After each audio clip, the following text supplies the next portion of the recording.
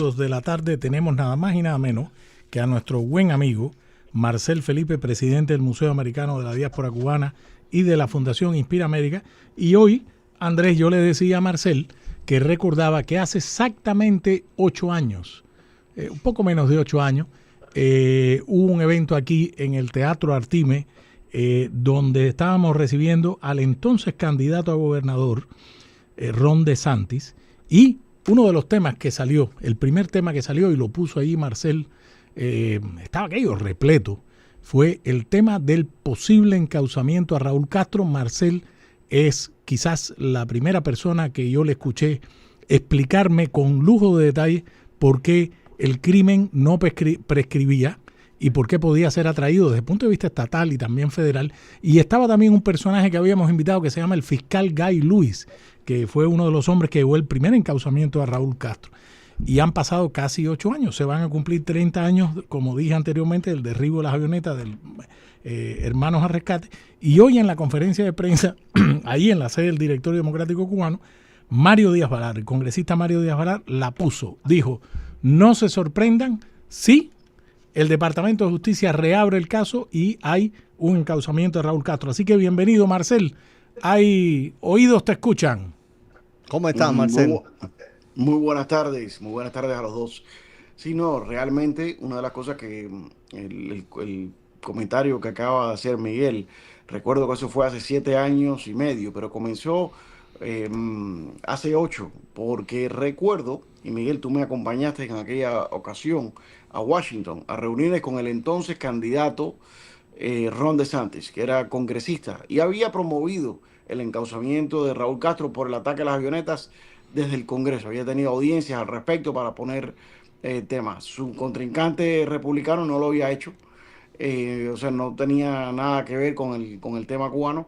Y nosotros le dimos una bienvenida en el Teatro Artime específicamente para agradecerle por traer ese tema. Me acuerdo que reunimos las familias de todas las diferentes víctimas del castrismo. Tuvimos allá a Cirley Ávila, familiares de las víctimas del recomolcador, familiares de los hermanos, de los muchachos de Hermanos al Rescate, para darle las gracias. Y por ahí comenzamos con ese proceso, que es una tarea pendiente, no solamente para el exilio cubano, sino para los Estados Unidos, por defender su propia integridad de sus ciudadanos.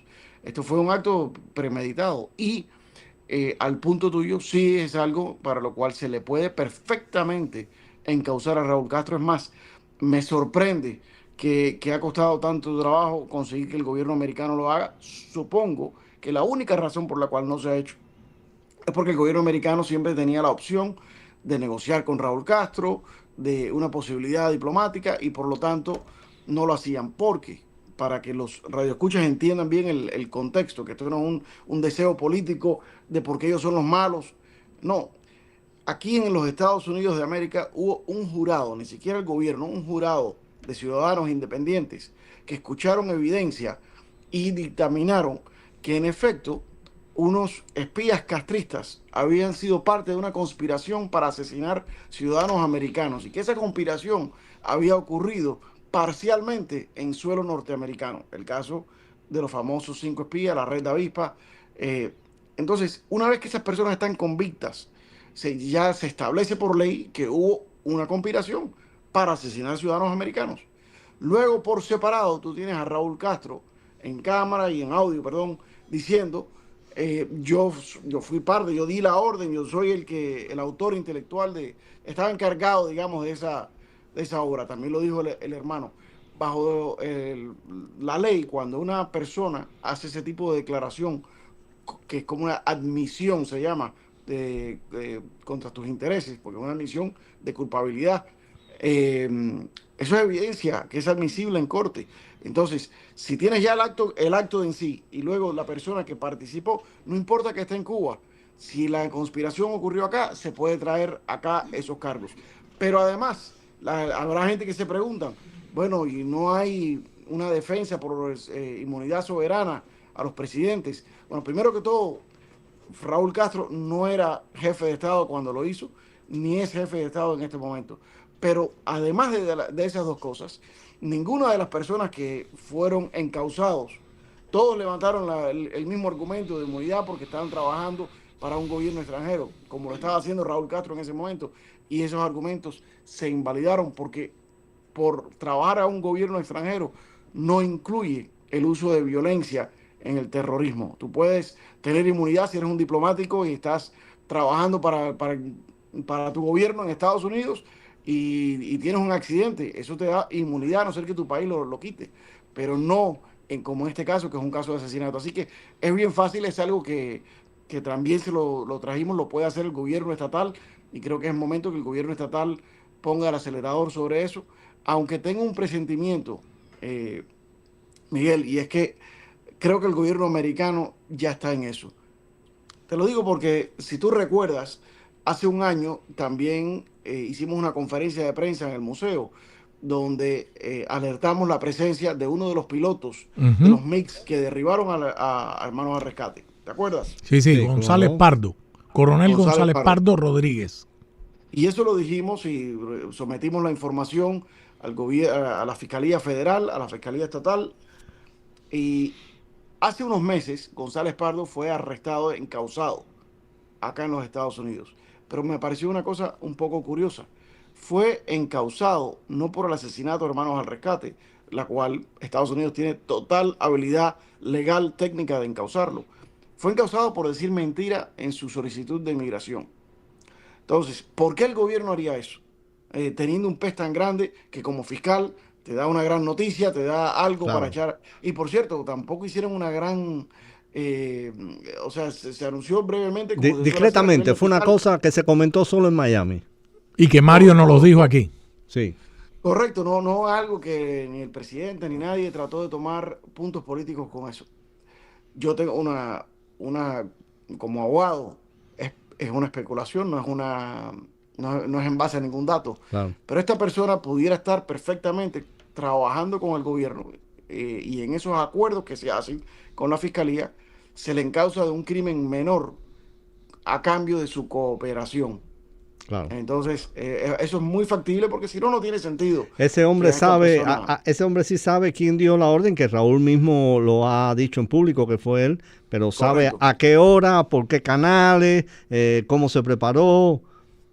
Totalmente. Y a veces los fiscales, aunque nada de eso es necesario, repito, para poder traerle cargos a Raúl Castro por su crimen, a veces los fiscales les gusta cuando van a presentar algo, sobre todo si lo van a presentar a un gran jurado. Es decir, los fiscales tienen la capacidad de traer un caso por cuenta propia o pueden convocar a un gran jurado, lo que se llama un gran jurado, que no es un juicio, es donde el fiscal solo, sin contraparte, le presenta evidencia para que el jurado determine si existe suficiente evidencia como para hacer un juicio, un proceso preliminar. Y muchas veces es lo que hicieron con Maduro. Para que nadie dijera que esto es un invento del gobierno americano, se convocó a un jurado, se le presentó la evidencia, y el jurado dijo, sí, aquí hay suficiente evidencia como para hacerle un juicio. Y es posible que estén haciendo lo mismo con Raúl Castro, y que por eso es que hemos visto cierta demora y que a esta persona se le acusó solamente de mentir en inmigración. Esperamos que así sea, porque irrespectivamente de que, primero, la historia lo juzgará, segundo, que va a quedar juzgado por la historia relativamente rápido, sí sería correcto que antes de morir Raúl Castro viera un encauzamiento en su contra como el criminal que es. Marcel, una pregunta técnica, jurídica de tu campo. Ahora que mencionaste el caso de Luis Raúl González Pardo Rodríguez, el piloto coronel, por cierto, no era ningún pez chiquito, a pesar de que estaba retirado. Desde el punto de vista político, y con esta con esta caldera de presión que se le quiere poner al régimen castrista, cero oxígeno, ¿tú usarías este caso? No me estoy metiendo en la parte jurídica ahora, me estoy metiendo en la parte política, de encauzar a Raúl Castro, como mismo se hizo por otras razones con el dictador Nicolás Maduro Moro, o es dictador porque ya está en una cárcel, como un mecanismo para echar abajo finalmente, después de 67 años, ese régimen? Sí, yo creo que sí. Mira, esta mañana precisamente no pude estar en la declaración de prensa de los congresistas porque estaba reunido con alguien muy cercano a toda la política que se está desarrollando. Y una de las cosas que estábamos comentando es la necesidad y que se conoce y que se está haciendo, o sea, la diligencia de aplicar máxima presión por todos los campos. Por todos los campos quiere decir Ya, por la vía jurídica como esta, que por cierto, no solamente por los hermanos a rescate, también por el narcotráfico, claro, que eso es otra cosa que podemos hablar, claro. pero también por la vía de las remesas. Hay que cortar estas remesas. Ya. Este tema no es controversial en nuestro exilio, sobre todo cuando estás hablando de cortar las remesas con un horizonte específico y un objetivo específico de cambio de régimen. Además, muy limitado, porque estoy seguro que un corte de la remesa y una suspensión de los vuelos consigue un efecto devastador en semanas. Cuando tú no tienes petróleo, estás a 3 semanas de que se te acabe el petróleo, Ujú. cuando tú no tienes esas remesas, cuando tú no tienes los viajes, cuando además se te cortan las brigadas médicas, se te corta el flujo, que eso es una de las cosas próximas que está por venir, el recorte a ese tipo de explotación de los médicos cubanos. Y cuando se persigue, entre otras cosas, que es algo que tienen que hacer, es un tema que Miguel Cosío y Andrés Reinaldo han hablado acá en este programa. La dictadura cubana y sus cómplices tienen 18.000 millones de dólares en efectivo en bancos en el exterior. Así es. Eso es muy fácil para la banca norteamericana simplemente decirle a esos bancos o congelan esas cuentas o no vuelven a hacer una transacción con los Estados Unidos.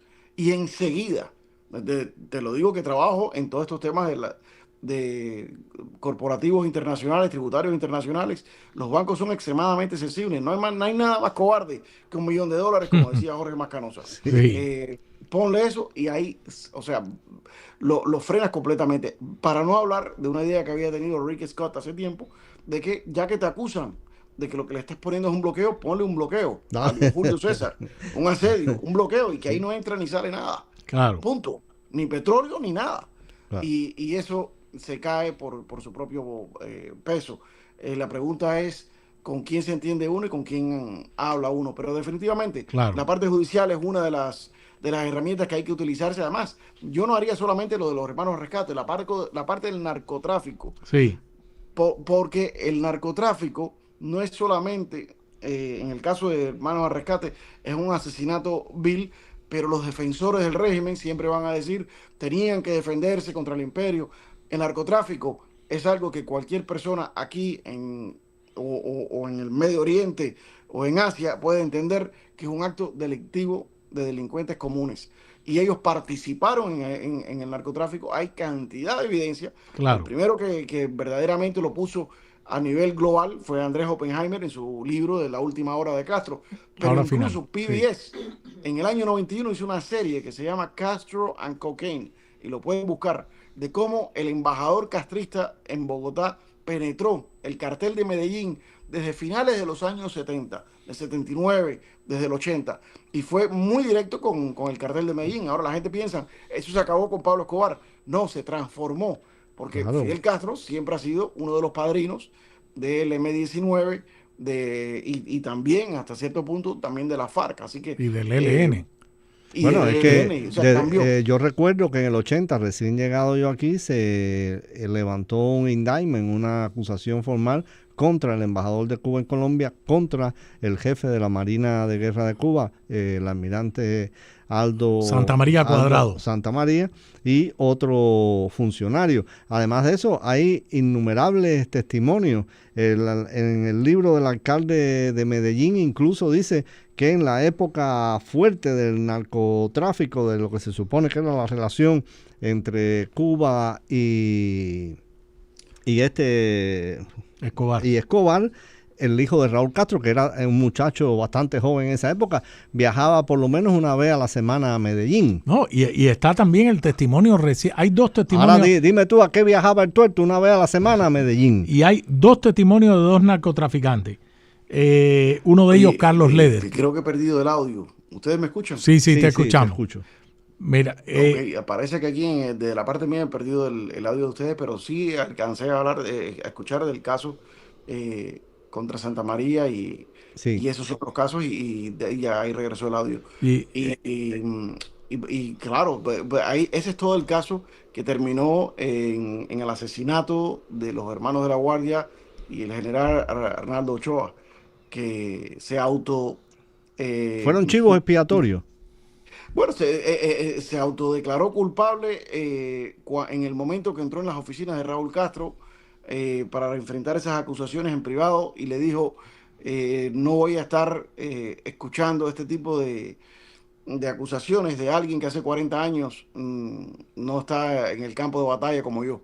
Claro, y- O sea, al decirle eso a Raúl Castro, firmó su sentencia. claro. claro. Mira, y hay dos testimonios de dos narcotraficantes o miembros de esos carteles. Popeye, el sicario de Pablo Escobar, y el otro que está el libro de Carlos Leder. Claro, claro. El libro. Correcto. Y no solo eso, yo leí para un libro que tengo ahí en el tintero y no he podido escribir, hay un libro que se llama Red Cocaine, que tiene testimonio de un alto jefe, un general que fue jefe de los servicios de inteligencia checo en la época en que Checoslovaquia era un satélite más de la Unión Soviética. Y este tipo dice que desde los años 60 Cuba participaba en el narcotráfico y tiene todas las operaciones. Está No te quepa la escrito, menor duda. está publicado. Igual que durante la época de Allende participaba en Exacto. narcotráfico con Chile. Exacto. Con Allende. Y Ah, qué eso- casualidad eso- que estaba de la Guardia. Eso no se dice. Allende era un político vinculado al narcotráfico. Está en los archivos Mitroquín. Un político vinculado al narcotráfico desde los años 60. Desde los años 60. Marcel, una pregunta. Hace un rato te hice la pregunta desde el punto de vista político si un encauzamiento a Raúl Castro podría ser una herramienta. Tú ya diste una amplia explicación. Ahora voy desde el punto de vista jurídico. En el caso de Nicolás Maduro, un encauzamiento, haberle puesto sobre su cabeza una recompensa por los delitos de narcotráfico, etcétera. Desde el punto de vista jurídico, ¿eso le abriría las puertas a los Estados Unidos para poner sobre la mesa cualquier operación militar también? Sí, bueno, primero que todo, por cierto, esto que estás hablando de los testimonios de miembros del cartel de Medellín, hablando de sus interacciones en primera persona, con Raúl Castro específicamente, porque más que Fidel Castro, Carlos Leder habla de sus interacciones con Raúl Castro. Y Popeye también. Uh-huh. Y Popeye también, o sea, Raúl Castro era el cabecilla de la operación de narcotráfico y luego tenía otros por debajo. Eso lo tenemos en el museo. El que quiera verlo, que vaya al Museo Americano de la Diáspora Cubana y ahí hay una pared completa dedicada a todo lo que se trata del narcotráfico. Hay un video que para muchos que llevan tiempo en esto lo recordarán, pero gente que han llegado recientemente no, donde tenías el capitán Fernández Po, creo que era, en el medio del juicio de Ochoa, empezar a llorar y decir, pero señores, Miguel Ruiz Po. Claro. Miguel Ruiz Po, perdón. Uh-huh. Siempre tuvo la impresión que esto estaba aprobado a los más altos niveles. Y ahí sí, cortaron la cinta y se lo llevaron, usted está mal, etc. Así que hay bastante evidencia de eso. Mira, Estados Unidos no necesita, vamos a empezar por una parte, Estados Unidos no necesita ningún tipo de justificación legal o no legal para tomar acciones que determina sean las correctas para su seguridad nacional. Y cosa que tiene y hace rato debió haber hecho con respecto a Cuba y Venezuela y con respecto a esta nueva política más amplia de retomar control del hemisferio. Te fuiste, Marcel. Se le fue el audio. Mira, a ver, Lianita. El audio se te fue, Marcel. Los duendes de la tecnología, ese es La Habana, Andrés, ¿eh?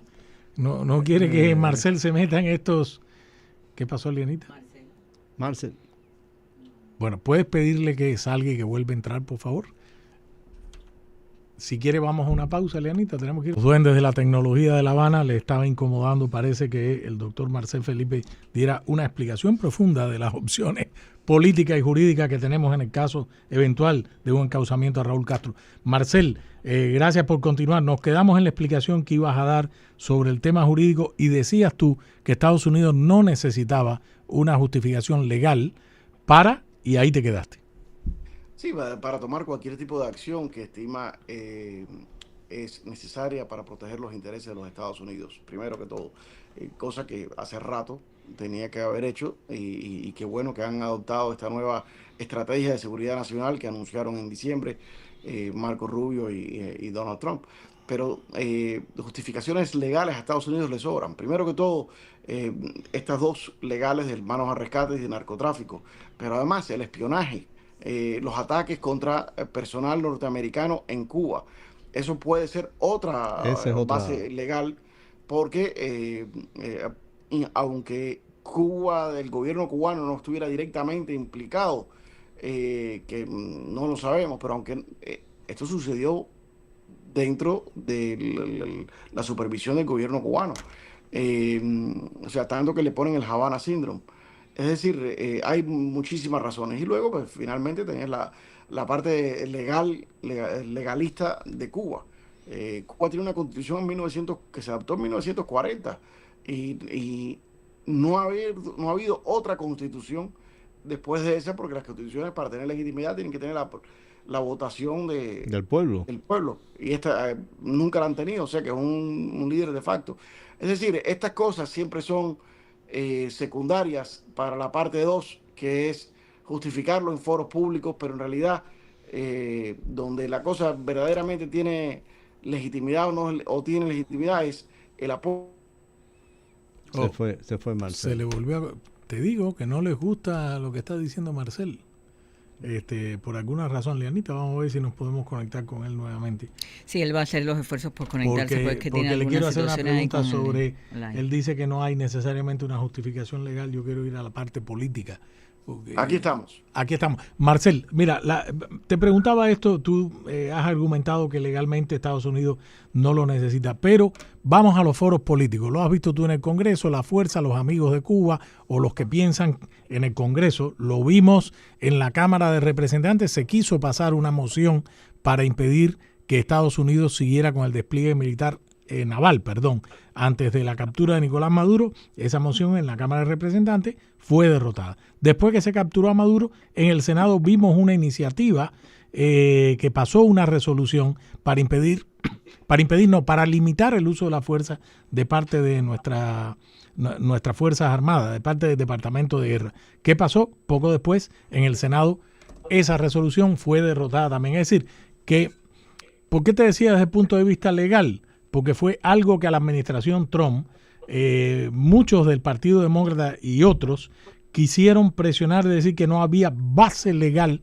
para que Estados Unidos actuara de la manera que actuó en el caso venezolano. Y por eso, en el caso de Cuba y con Raúl Castro, ante este panorama jurídico, sí era necesario argumentar todo esto que me has dicho, el crimen de los hermanos a rescate, el narcotráfico, el espionaje que está más que demostrado. Sí, bueno, es que entonces yo te malentendí la pregunta porque hay dos partes legales a esto. Una es la parte del derecho internacional para justificar ante la comunidad internacional que tenías el derecho de hacerlo. Y otra es la parte que es la que sí importa, en eso sí tienes 100% razón, que sí importa, que es la americana, de la ley americana y la autoridad que tenga un presidente para llevar a cabo una acción de este tipo. Hay dos partes a ese análisis. La primera parte es el Congreso, aunque hubiera votado en contra, no importa. No importa. Y esto es un tema constitucional que lleva desde los años 70, cuando se hizo una ley que se llamaba the World Powers Act, que es donde el Congreso demócrata de la época dijo: un presidente no puede ir a la guerra, pensando en el caso de Vietnam, que nunca se hizo una declaración formal de guerra por mucho tiempo, a pesar de los años que habían estado.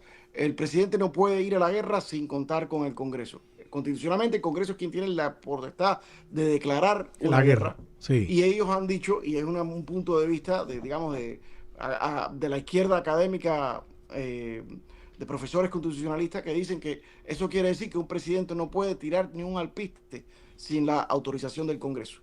Hay otro punto de vista que es la que la Corte Suprema de los Estados Unidos ha adoptado, que como el presidente, él, dentro de la rama de los poderes americanos, es el quien tiene la facultad, además de como comandante en jefe, como jefe de relaciones internacionales, el Congreso no puede meterse a decirle al presidente cuándo puede o no puede ir a la guerra. Entonces, queda una parte que quiere decir entonces tener la posibilidad de declarar guerra. Bueno, es una declaración formal de guerra, es apropiación de dineros extraordinarios más allá del presupuesto militar. Que lo apruebe el Congreso. Guerra, pero el presidente, como se ha sucedido históricamente, durante toda la historia, o sea, Vietnam es un caso perfecto, fueron años hasta se hizo el draft y aquí no hubo una declaración de guerra. En muchos casos, la declaración formal de guerra, aparte del Congreso, se vuelve una formalidad política para tener el apoyo, para convocar que estamos unidos en concepto al enemigo, pero no es un requisito legal. Ahora, eso no quiere decir que hay personas en el Congreso, dentro del Partido Demócrata, que no abandonan esa posición y que siguen tomando la posición de que es ilegal. Pero la Corte Suprema hasta ahora siempre ha fallado a favor de la oficina del presidente, no específicamente de Trump, de lo que es el poder ejecutivo de hacer eso.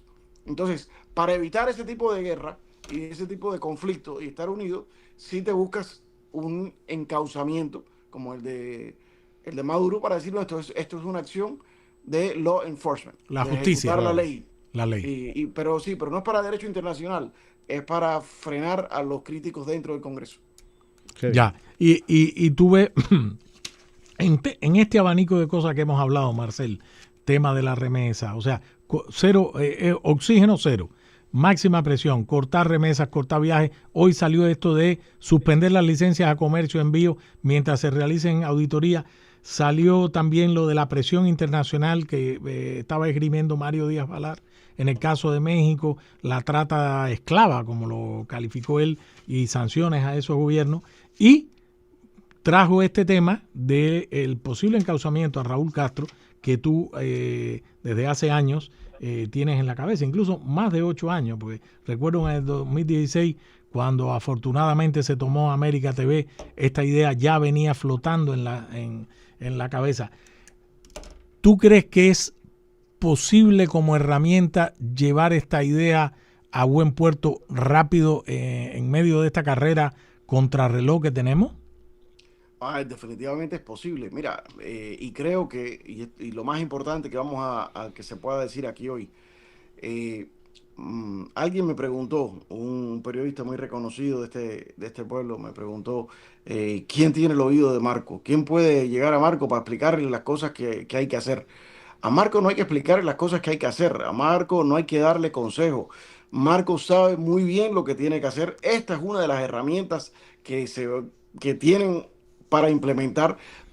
Existe la intención de implementarlas todas las que hemos hablado, todas se van a implementar. La única razón por la cual no se implementaría, me parece a mí en esta coyuntura, es porque los sucesos en la isla van más rápido. Es decir, tú piensas meterle 2 piñazos al otro boxeador y cuando le metiste el primero ya se cayó al piso y no alcanzaste a meterle el segundo y el tercero. Claro.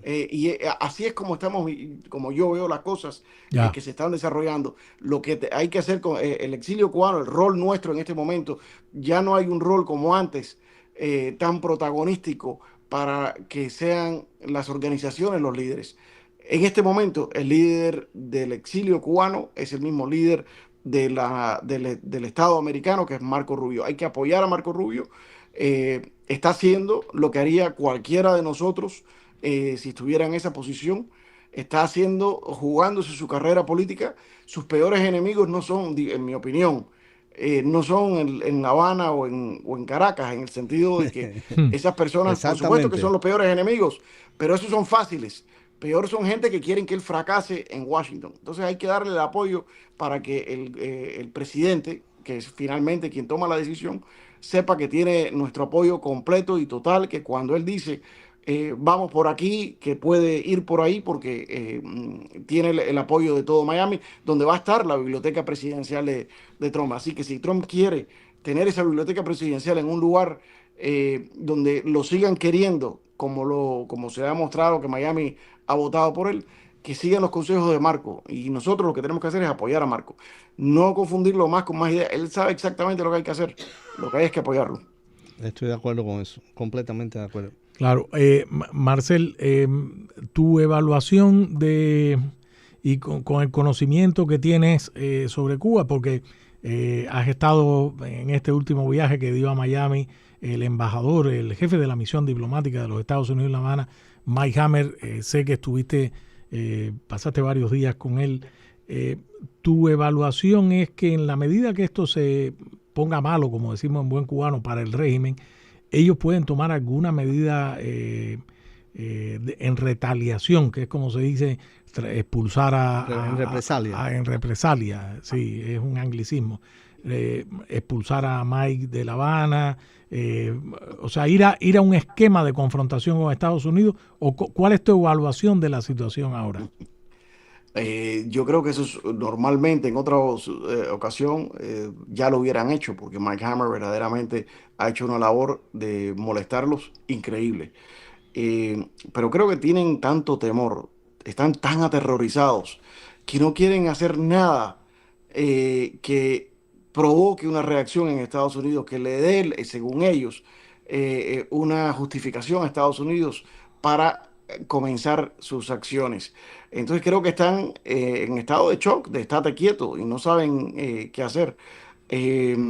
Creo que aquí hay varias cosas que pueden suceder. Uh-huh. Una de las cosas que puede suceder siempre es un estallido popular, una muerte de Raúl Castro que cause un estallido popular. La segunda parte que puede suceder es una negociación controlada con Raúl Castro, lo cual dudo que tenga éxito por ambas partes, porque no creo que ni Estados Unidos en Miami no va a ser aceptable, ni creo que sería aceptable para Raúl Castro a los 90 y tantos años irse a un exilio en ninguna otra parte del mundo, con lo cual él va a exigir que se queden con él y resistan, con lo cual pueden tratar por ese lado. Creo que no va a tener una éxito. Ruptura militar, una fractura. Entonces, exacto, la tercera opción, que yo creo que es más viable, es una ruptura militar. Esa ruptura militar, si la hacen, tiene que ser parte de una operación en la cual le quiten la cabeza, porque si quitan la cabeza, si quitan a Raúl Castro por cualquier motivo, cualquier militar que demuestre tener el apoyo de los Estados Unidos, más nadie se va a meter con él, ya se acabó el tema. Se acabó el tema. Y va a ser algo sin sangre, va a ser algo que el exilio pueda apoyar, porque no sería un Castro en el poder. Jorge Mascanosa siempre decía, del tercero para abajo, es decir, excluyendo a Fidel y a Raúl, del tercero para abajo negociamos con cualquiera. Este sería ese caso y sería el mejor de los escenarios. Sí. Porque al salir Raúl, nadie se le va a poner a alguien que tenga el apoyo de los Estados Unidos. Ahora, si lo haces con Raúl ahí, pues sí puede venir una altercado, porque Cuba no es una oligarquía como Venezuela. Cuba es una monarquía. Mientras Raúl Castro esté ahí, siempre van a haber algunos idiotas que van a seguir siguiendo la pista de Raúl Castro. Sí, es una mafia, es una mafia. Es una mafia. Entonces, mientras él esté ahí, aunque tengas a alguien que le haga contrapeso, no vas a resolver el problema, va a ser más caótico.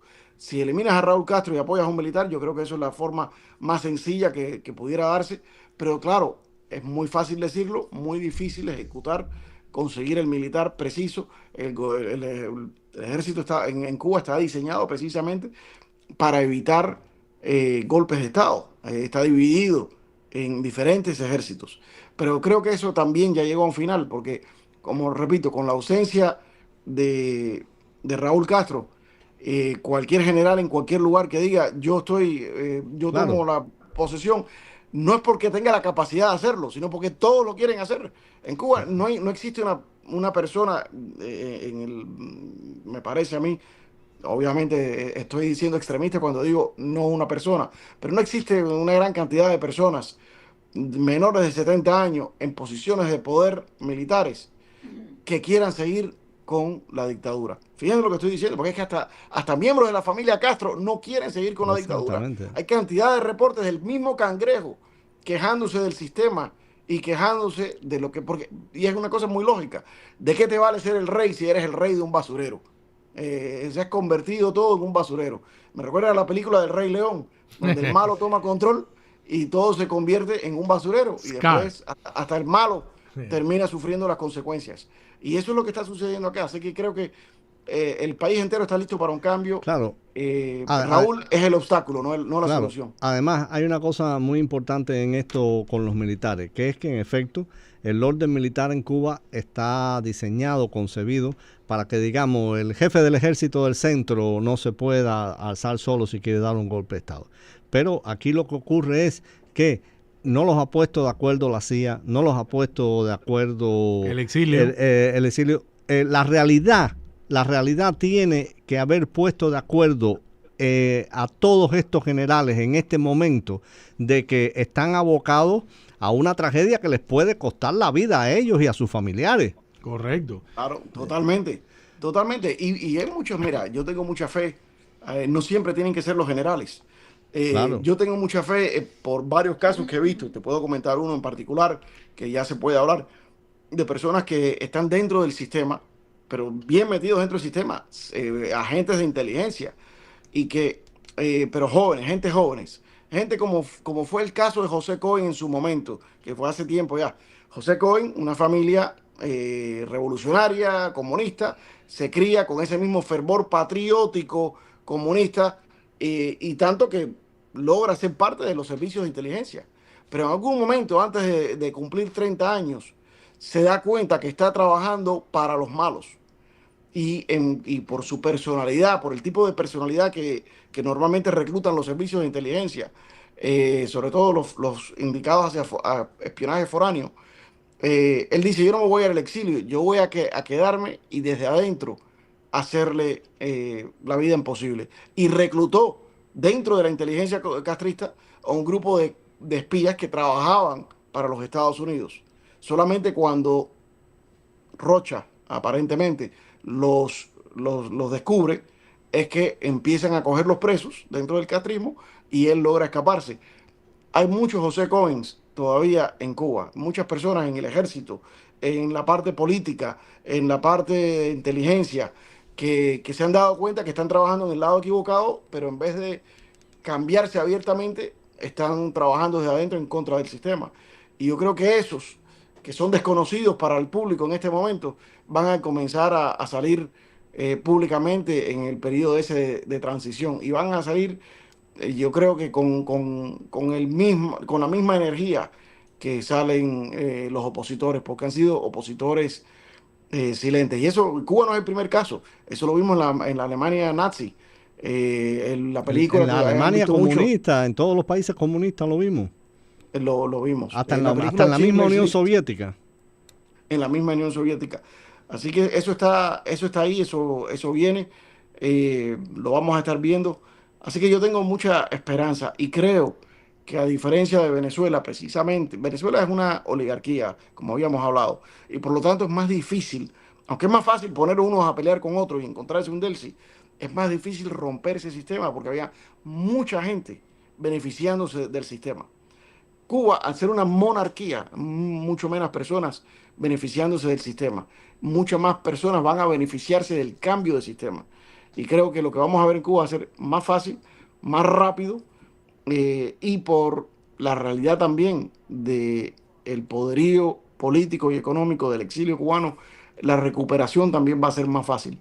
Va a ser una cuestión de años, por supuesto, pero no va a ser una cuestión de 20 años o 15 o ni siquiera 10. En muy poco tiempo lo vamos a ver, y eso va a ser un gran impacto, por supuesto que para Cuba, pero también para Miami en lo económico. Marcel, sí, sé que tú siempre tienes sorpresas por ahí en la chistera, como dirían los magos. Vienen cosas por ahí para el museo, vienen eventos importantes y vienen acontecimientos ahora en febrero. ¿Alguna cosa que adelantar o vas a dejar al público con la incógnita en la mano? No, nos gusta decirlo de esta manera.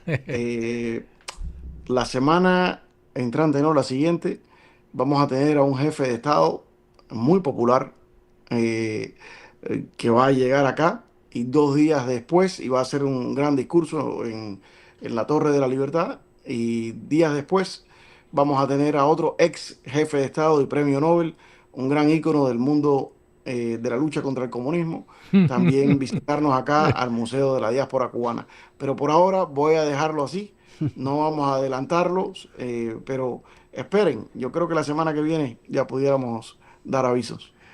Marcel Felipe, presidente del Museo Americano de la Diáspora Cubana y de la Fundación Inspira América. No se pierda, caballero, que aquí siempre hace falta el análisis, la información privilegiada que tiene y esa manera fácil de explicar los acontecimientos. Como dijo hoy Mario Díaz Balar, este es el momento de terminar el trabajo. Así es, así es. Vamos a terminar lo que comenzaron los chicos de la Brigada 2506, lo que comenzaron lo de la Juventud Católica. Así es. Lo que comenzó, de cierta forma, el Directorio Revolucionario Estudiantil, lo que siguió Jorge Mascanosa y lo que estamos siguiendo hasta ahora. Y este es el momento. Este es el momento y estamos cerca. Estamos cerca. Sí. Vamos a la pausa. Y esa esperanza se refleja en el pueblo cubano. Así mismo es. Así mismo es. Marcel, gracias. Gracias Bueno, por estar con gracias a ustedes. Un saludo a todos. Un abrazo. Vamos a la pausa y regresamos rápidamente. Si quieren podemos coger unas llamaditas ahora de regreso, 305-285-1260, 305-285-1260. Le prometemos que se va a caer la llamada, pero no importa, nos gusta oír sus primeras palabras.